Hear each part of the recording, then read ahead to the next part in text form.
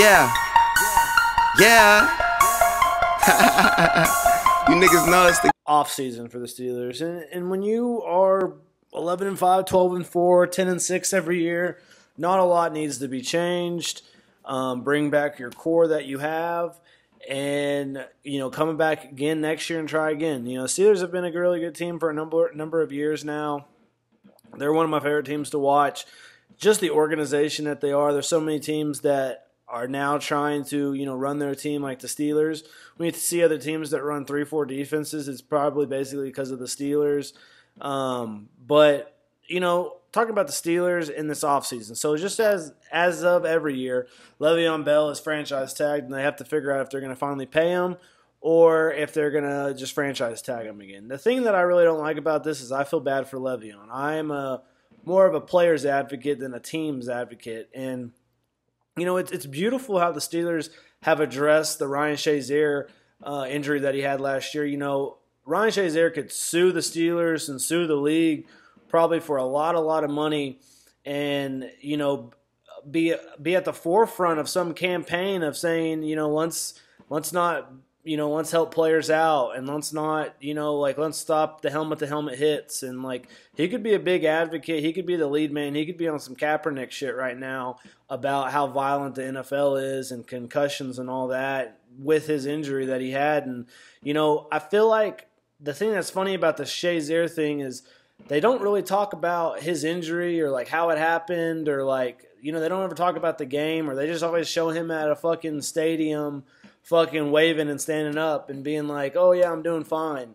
In reality, this is a healthy fucking 23 to 25-year-old who now can barely walk because he fucking damaged some nerves in his back and probably will never play football again.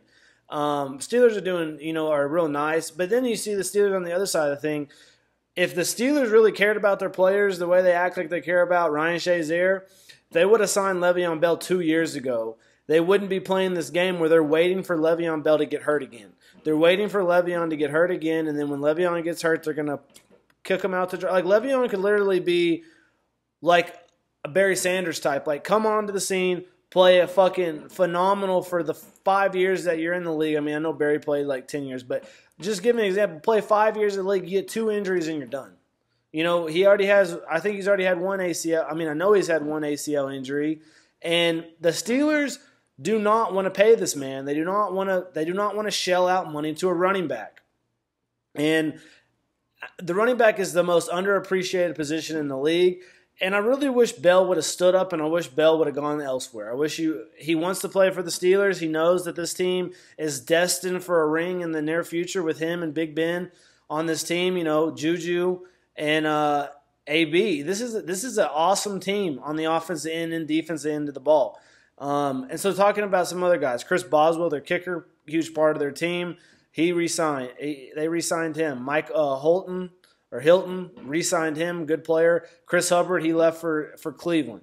So some team needs that I thought of, this is about week 14. I kind of had figured that they were going to make it to the AFC Championship game. They lost to the Jags in the divisional round. Some of the things that I said this team needed to do. They need to mold a quarterback behind Big Ben. It's just getting to that time. Phillip Rivers and Big Ben are getting to that age where they're getting older, and it's time to. We need to start preparing. As the Steelers are a very smart franchise, and they usually don't deal with a lot of bad years. And part of that is because they know how to draft and they know when to draft. Molding a quarterback behind Big Ben is going to be huge, and I thought they did a great job in the draft this year with getting Mason Rudolph.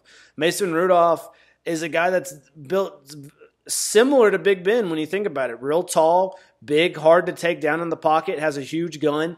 They basically got a guy is very similar to Big Ben, and they're going to be able to mold him. So they did exactly what I said they ought to do. And I thought they might get a quarterback last year. I think they got Joshua Dobbs last year, and they liked him a lot. I think Mason Rudolph's going to be a really good player. And then you talk about adding James Washington as well in the draft. They got him in the second round. James Washington was a top 10 wide receiver in the draft. You know, he was my top guy going into the year last year, and he kind of followed down just because I thought he'd be a slot production type guy. They got Terrell Edmunds. Edmunds has another brother in the league, and then his other brother just got drafted 16 overall to the Bills. He's the safety. They've needed some help in that safety position since Polamalu's been gone. This guy could be the guy. I thought the Steelers had a really good draft for the amount of picks that they had. They had 6 picks. One thing that I didn't like that they did was they didn't draft a linebacker, a middle linebacker, and they're not going to have Shazier this year. Shazier's gone. I don't think Shazier's ever going to play again. They need to draft defense, cornerbacks, middle linebacker. That was some other things I said. I said they needed to address the Le'Veon situation. Sign him to a long-term deal or draft somebody. So when I said that, they added this kid named Jalen Samuels. Now, Jalen Samuels is a mismatch nightmare. If the Steelers learn and realize how to use Jalen Samuel, he's going to be a huge fantasy option in fantasy next year because this kid is a fullback type. He has the size, but he doesn't have the height to play tight end. He's a pretty good blocker. He's just a pretty good all-around player. And then, like, he's kind of like for baseball, that guy that can play. Like, he's like fucking Ben Zorbris. He can play second. He can play fucking outfield.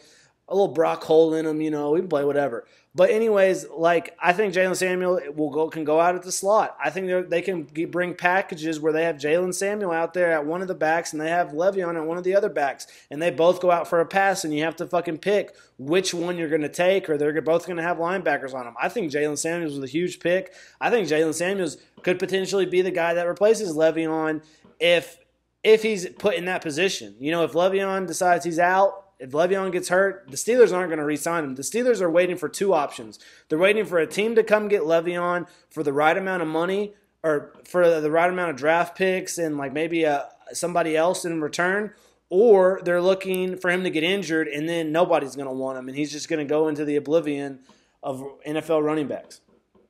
So other guys they added, Marcus Allen. This guy is a safety from Penn State, I'm pretty sure. And then Chuuma Okafor, an offensive lineman from like Central or Western Michigan, one of those Michigans. So, you know, the strength for them is just they're returning a good core of their guys. Their weakness is middle linebacker. No shades there. They got absolutely exploited against the Jaguars last year in the playoffs. I was sitting there watching that Steelers game and I said, what the fuck is going on with these Steelers? This defense looks nothing like it's looked all year. This defense has been the Steelers' backbone when the offense can't get going, and the offense is going, and the Steelers' defense can't fucking stop anything. And I sat there and I thought, who are they missing? And I go, oh, middle linebacker, Shazier is gone. Shazier is gone, and Shazier is not coming back. So that was a huge blow last year. They didn't do a very good job of replacing him.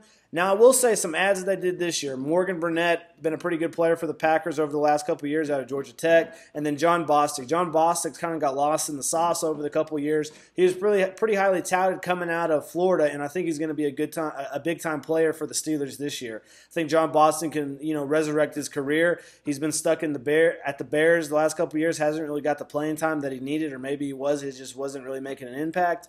And then some of the losses that they had, they're not really bad losses. William Gay, he went and signed with the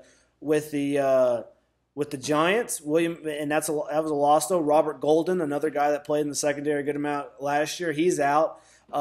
Mike Mitchell, I think is his name, a pretty good hitter for this team, and he's gone. And then Martavis Bryant, they traded a pick. One of these picks that they got on here, they got in return for Martavis Bryant. Martavis Bryant is now a Raider.